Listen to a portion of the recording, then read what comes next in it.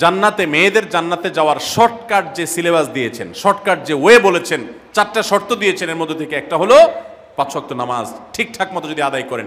অনেক মহিলারা আছেন জোহরের নামাজ আসরের সময় গিয়ে আদায় করেন, আসরের কাছাকাছি আদায় করেন, কারণ গৃহস্থলী কাজে ব্যস্ত থাকেন, রান্নাবাড়ার কাজে ব্যস্ত থাকেন, গা গোসল নিয়ে ব্যস্ত থাকেন।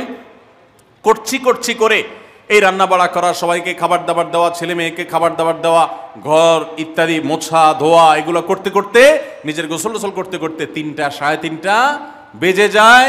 অনেক সময় আসর ওয়াক্তের কাছাকাছি গিয়ে তারপর জোহর নামাজ আদায় করেন। খুবই গর্হিত একটা কাজ। আমার মা বোনরা সতর্ক থাকবেন এ ব্যাপারে, যে নামাজ সময় মতো আদায় করতে হবে। শয়তান আপনাদেরকে একটা ভুল কথা বলে ধোকা দেয়, সেটা হলো যে আমি রান্নাবাড়া করছি যে পোশাকে, এই পোশাকে কিভাবে নামাজ পড়বো, তাহলে আমি গোসল টোসল করে একটা নামাজ পড়বো। আর গোসল তো আর সহজে করা হয় না।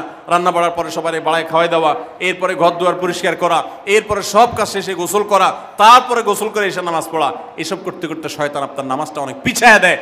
মনে রাখবেন, আপনি যে পোশাকে কাজ করতেছেন ওই পোশাকে যদি দুর্গন্ধ না থাকে, খারাপ না থাকে, ভালো পোশাক হয়, তো ওই পোশাকে আপনি নামাজ পড়তে পারবেন।